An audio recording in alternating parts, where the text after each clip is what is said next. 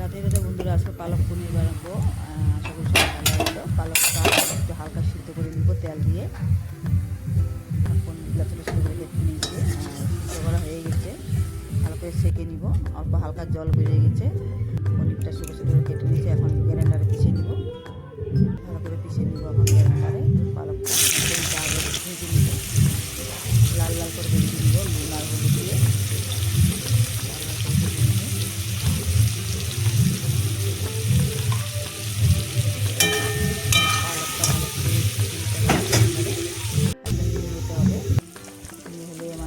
খেতে ভালো হয়। এই যে পনিরটা ভাজা হয়ে গেছে, লাল লাল হয়ে গেছে, খুব সুন্দর পালকটা মিহি হয়ে গেছে। সাথে ধনিয়া পাতা আর হিং একটু দিব। হিং দিলে খেতে একটু আলাদা টেস্টি হয়। সাথে একটু কাজু বাটা, জিরা বাটা, মগজ, এখানে এলাচি আর জিরা সম্বার দিব।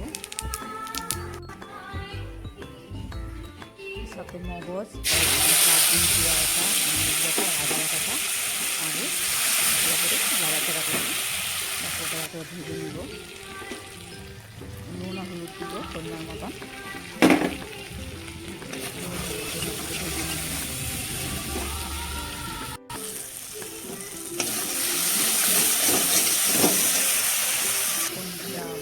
এখন দিব না, আর একটু পালকটায় এখন ভেজে নিব। ভেজে একটু নাড়াচাড়া করবো মশলার সাথে।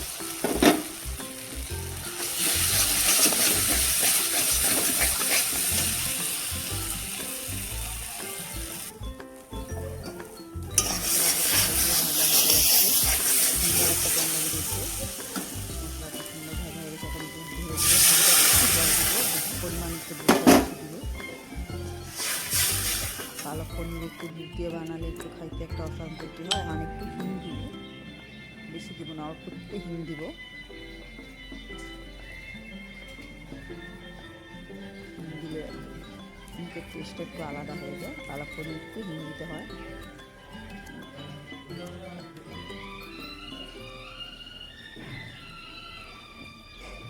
উত্তরানো এসে পড়ছে, ভালো মতন উত্তরানো এসে পড়ছে। এই দেখো বন্ধুরা সুন্দর হয়ে গেছে। এখন ভাজা পনিরটা ঢেলে দিব। পালক পনির রেডি হয়ে যাচ্ছে।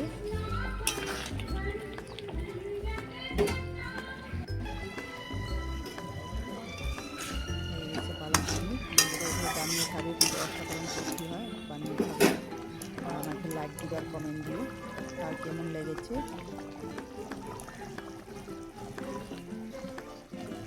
একটু ধনিয়া পাতা দিয়ে দিবে এখন। ধনিয়া পাতার গন্ধ, এলাচির গন্ধ সব কিছু মিলে অনেকটা অপূর্ব খেতে হয় পালক পনির।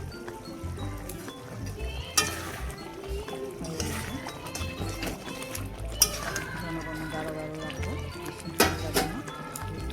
ধন্যবাদ বন্ধুরা।